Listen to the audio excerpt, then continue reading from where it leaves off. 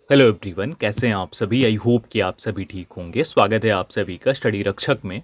RRB NTPC examination 2025 29 अगस्त 2025 shift first में जो questions पूछे गए उसका एग्जाम रिव्यू लेकर मैं आ गया हूं आप लोगों के लिए। इस वीडियो में आप लोगों को बहुत ही ज़्यादा क्वेश्चंस मिलने वाले हैं जिन्हें देखने के बाद जब आप आगे एग्जाम देने जाओगे तो आपकी काफ़ी ज़्यादा मदद होने वाली है और इसमें से हो सकता है कुछ क्वेश्चंस आपको रिपीटेड भी मिल जाएं इस एग्ज़ाम के अंदर। तो अब स्टार्ट करते हैं, लेकिन उससे पहले अगर आप नए हो चैनल पर तो ज़रूर सब्सक्राइब कर लेना और शेयर भी ज़रूर करना, वीडियो को लाइक भी ज़रूर कर देना। सबसे पहला क्वेश्चन, परमहंस मंडली की स्थापना कहाँ की गई थी। तो परमहंस मंडली की स्थापना मुंबई में, जिसे तब बंबई बोला जाता था, की गई थी। बात करें सिंधु सभ्यता में मध्य एशिया से कौन आया था। तो मध्य एशिया से सिंधु सभ्यता में जो आए थे वो आर्य थे। आर्यों को बोला जाता है कि वो मिड एशिया से यानी मध्य एशिया से आए थे। वहीं पर बात करते हैं, तीसरा क्वेश्चन पूछा गया था, सबसे पहले किस अम्ल की खोज हुई थी। सल्फ्यूरिक अम्ल, हाइड्रोक्लोरिक अम्ल, नाइट्रिक अम्ल और एसिटिक अम्ल। तो इसका सही उत्तर हो जाता है हाइड्रोक्लोरिक अम्ल। हाइड्रोक्लोरिक अम्ल की खोज सबसे पहले हुई थी। यही एक एसिड है जिसकी खोज सबसे पहले की गई थी। उसके बाद एलोरा की गुफाएं किस स्थापत्य शैली में बनी हुई हैं। एलोरा की गुफाओं से क्वेश्चन होता ही होता है, इसीलिए आप ध्यान रखना कि एलोरा की जो गुफाएं हैं वो द्रविड़ शैली में बनाई गई हैं और इसका निर्माण इस शैली में किया गया है। अगला क्वेश्चन था, अनुच्छेद 371 ए के तहत किस राज्य को विशेष दर्जा दिया गया है। तो अनुच्छेद 371 ए से लेकर के बी, सी, डी, इन सभी में अलग अलग राज्यों को दर्जा दिया गया और उसी में से अनुच्छेद 371 ए में जिस राज्य को दर्जा दिया गया वो है नागालैंड। नागालैंड राज्य को दर्जा दिया गया है। बात करते हैं नेक्स्ट क्वेश्चन। क्वेश्चन था, भारतीय संविधान के अनुच्छेद 6 में किस देश से आने वाले लोगों का प्रावधान है। तो पाकिस्तान से जो लोग आएंगे, जो शरणार्थी के रूप में आएंगे पाकिस्तान से, उन्हीं का यहाँ पर वर्णन किया गया, उन्हीं की नागरिकता से संबंधित है। अनुच्छेद 6 में ये सारी डिटेल्स दी गई हैं, तो ये पाकिस्तान हो जाएगा इसका सही जवाब। ASCII का पूर्ण रूप क्या हो जाता है। तो ये एक कोडिंग सिस्टम है और इसका पूर्ण रूप क्या हो जाता है ये पूछा गया था। तो इसका राइट आंसर हो जाएगा American standard code for information interchange. इसमें 128 टाइप्स होते हैं जिसके बारे में भी आपको याद रखना होगा, कभी कभी ये भी पूछ लिया जाता है। धर्म गार्जियन सैन्य अभ्यास भारत और किस देश के बीच आयोजित किया जाता है। तो धर्म गार्जियन सैन्य अभ्यास भारत और जापान के बीच में आयोजित किया जाता है और इसका राइट आंसर जापान हो जाएगा। और ये छठा अभ्यास था जो कि 2025 में आयोजित किया गया। ठीक है, तो ये भी आप लोग याद रखना। भारतीय संविधान का कौन सा अनुच्छेद अपराधों के लिए दोष सिद्धि के संबंध में संरक्षण से संबंधित है। तो भारतीय संविधान का जो अनुच्छेद नंबर 20 है ये दोष सिद्धि से संरक्षण के संबंध में है। तो इसका राइट आंसर हो जाएगा, भारत में प्रथम पंचवर्षीय योजना किसने प्रस्तुत की। तो प्रथम पंचवर्षीय योजना जो प्रस्तुत की गई थी वो जवाहरलाल नेहरू जी के द्वारा की गई थी, जो भारत के प्रथम प्रधानमंत्री थे। इन्हीं के द्वारा ये पंचवर्षीय योजना शुरू की गई थी ताकि हमारे देश का विकास हो सके और इसलिए इसे स्टार्ट करा गया था, जो कि 1951 से 1956 तक चली। और इस योजना को हैराड डोमर मॉडल के नाम से भी जाना जाता है, तो इस बात को भी ध्यान रखना। भारत के मानुष शाह और दिया चीतले ने मिश्रित युगल का खिताब किस टूर्नामेंट में जीता है।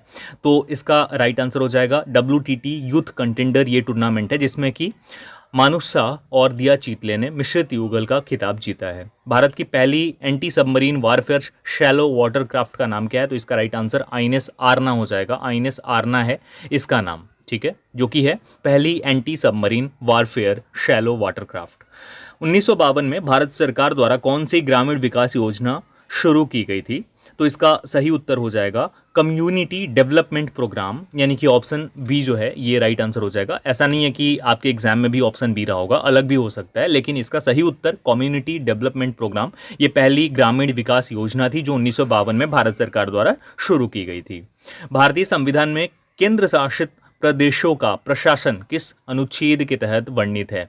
तो इसका राइट आंसर हो जाता है अनुच्छेद नंबर 239। 239 के अकॉर्डिंग जो है ये केंद्र शासित प्रदेशों के प्रशासन से संबंधित अनुच्छेद है। नेक्स्ट क्वेश्चन, डेस्कटॉप पर नई फाइल कैसे बनाई जाती है। तो इसका सही उत्तर हो जाएगा, ऑप्शंस कुछ इस प्रकार से ही होंगे, ठीक है, अलग भी हो सकते हैं, लेकिन इसका राइट आंसर हो जाएगा राइट क्लिक करना होता है, फिर न्यू पे क्लिक करना होता है और फाइल पे क्लिक करना होता है। इस तरीके से आप न्यू फाइल बना सकते हो। भारत में पश्चिमी घाट के कारण कौन सा क्षेत्र प्रभावित होता है। तो मानसून वर्षा जो होती है ये पश्चिमी घाट के कारण जो है ये होती है और ये प्रभावित होती है। भारतीय जनसंख्या को इनमें से कौन सा कारक प्रभावित नहीं करता है? तो इसका राइट आंसर हो जाएगा जलवायु जो है, जलवायु भारतीय जनसंख्या को प्रभावित नहीं करती है। जलवायु से कोई लेना देना नहीं है भारतीय जनसंख्या का, इस चीज़ को ध्यान रखना। विशुद्धमग्ग बौद्ध धर्म ग्रंथ के लेखक कौन है? तो इसका सही उत्तर हो जाएगा बुद्ध घोष। ये दूसरी बार क्वेश्चन रिपीट हुआ है, तो ध्यान रखना ये क्वेश्चन हो सकता है आने वाले शिफ्ट में भी आपको देखने को मिल जाए, आने वाले एग्जाम्स की डेट में भी आपको देखने को मिल जाए। अप्रैल 2025 में T20 क्रिकेट में 12,000 रन पूरे करने वाले दुनिया के 8वें खिलाड़ी और भारत के दूसरे खिलाड़ी कौन बने? तो भारत के दूसरे खिलाड़ी जो बने वो रोहित शर्मा बने। उनसे पहले जो 12,000 रन हैं वो विराट कोहली पूरे कर चुके हैं। बात करते हैं सूचना का अधिकार RTI किस संस्था पर लागू किया जा सकता है?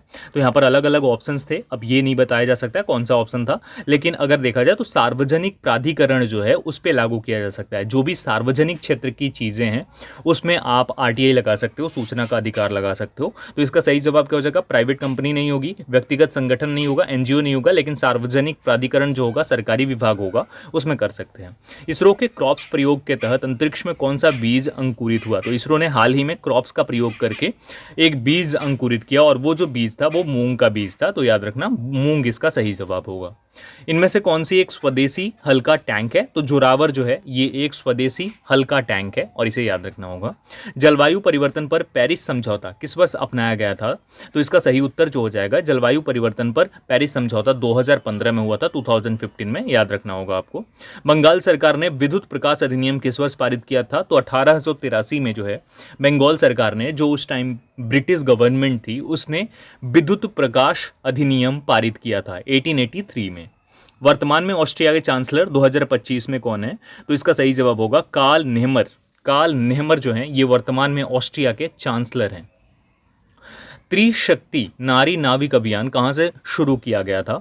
तो इसका सही उत्तर हो जाएगा गोवा से। त्रिशक्ति नारी नाविक अभियान भारत में गोवा से शुरू किया गया था। 28 बैंकों के विलय के बाद कितनी क्षेत्रीय ग्रामीण बैंक RRBs बची हैं? तो इसका सही जवाब 39 हो जाएगा। 39 अभी क्षेत्रीय RRBs बची हुई हैं 28 बैंकों के विलय होने के बाद। नेक्स्ट क्वेश्चन, इनमें से कौन सी प्राइवेट संस्था है? तो अगर आप इसमें से देखेंगे तो रेलवे प्राइवेट संस्था नहीं है, भेल नहीं है, सेल नहीं है, टिस्को जो है टाटा की जो कंपनी है, ये Tata iron and steel company, ये एक प्राइवेट संस्था है जो कि टाटा की है, तो इसलिए इसे आपको सही जवाब देना है। यानी जिन्होंने भी टिस्को किया है, जिन्होंने भी टिस्को सिलेक्ट किया है वो सही जवाब है।